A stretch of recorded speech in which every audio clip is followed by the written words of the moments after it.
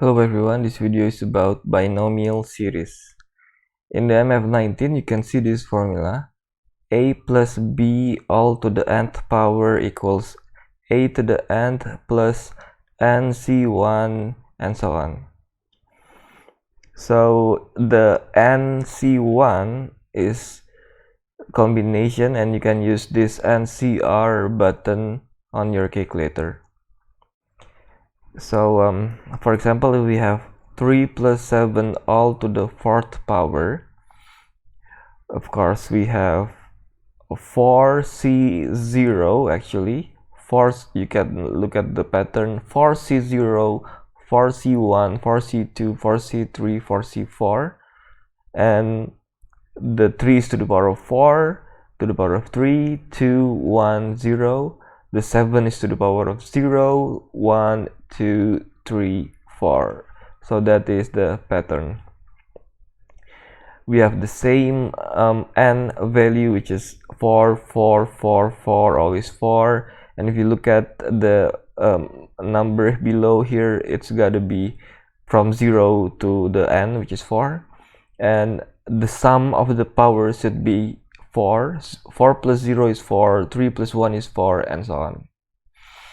And the powers of a, in this case the a is 3, so the powers of 3 is in descending order, so it's going down smaller from the biggest 4, 3, 2 all the way to 0.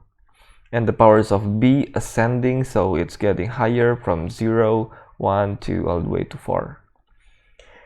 Yeah, well, if you wanna calculate, use a calculator. This is 3 plus 7, which is 10 to the power of 4, which is 10,000. And for C0, you try and use the NCR button in the calculator. 4 is the N, R 0, so 4C0, you get 1. 3 to the power of 4 is 81, 7 to the power of 0 is 1, and so on. If you try, you will get also exactly the same 10,000. You can try.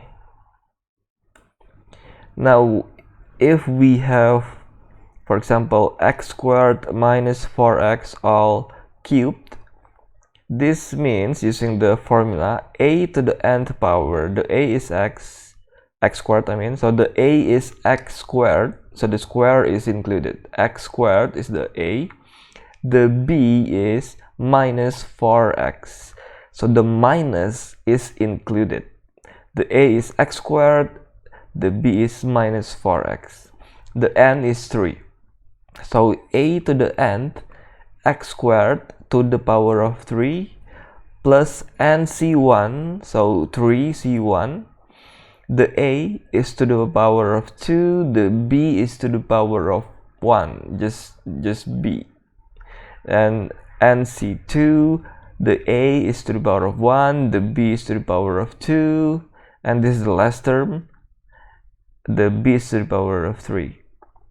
So notice that the negative is included.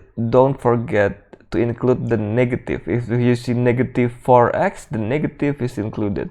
The b is negative 4x, not just 4x. And if you look at the brackets here, it's also important. The brackets are parentheses.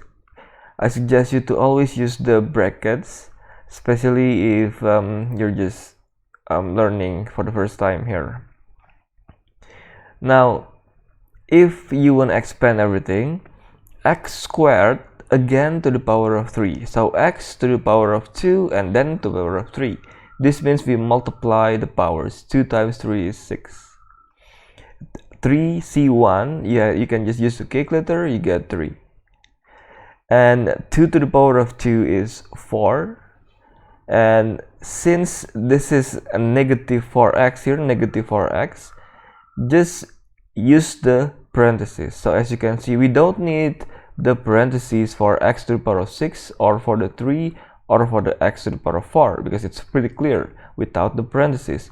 But for the negative 4x, if you don't use the parentheses or the brackets, you might misread this as a subtraction, like x to the power of 4 minus 4x, which is wrong. It's actually times minus 4x. So just use parentheses for negative something. 3c2, using a calculator, that's 3. To the power of 2, again to the power of 1, we get just 2. Minus 4x all squared. So remember, not only the x is squared, the 4 is also squared, the minus is also squared. So minus 4x times minus 4x. Minus times minus is plus. So it's actually positive 16x squared. And here, the negative is cubed. So we still have negative. The 4 is cubed, 64, and the x is cubed. So I guess that's it.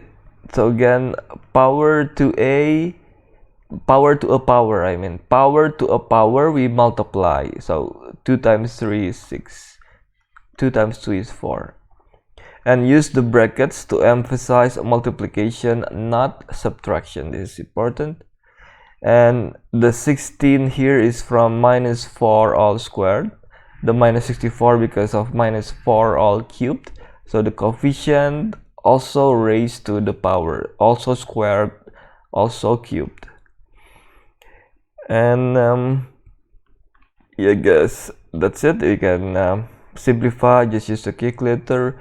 3 times minus 4, minus 12. 3 times 16, 48. And minus 64, just rewrite. In the simplest form, this is the expansion. The general strategy: identify the a and the b and the n, including the minus, if any. So the minus, negative is included.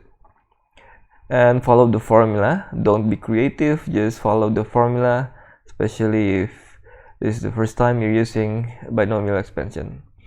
And use parentheses or brackets just to be safe. And use calculator for the numerical calculations, so for combinations. And if you're multiplying or adding or when dealing with fractions, you don't have to do it mentally or manually, just use the calculator. And remember, everything in the parentheses or in the brackets should be also raised to the power. And remember the goal, i.e. finding constant term. Maybe if you're finding constant term, you don't have to waste your time doing the whole expansion. Just focus on finding the constant term, or maybe the term with x, or maybe you have to expand only up to certain terms and ignore the rest of the terms if you don't need them. Okay. Alright, and that's it. I'll see you again next time.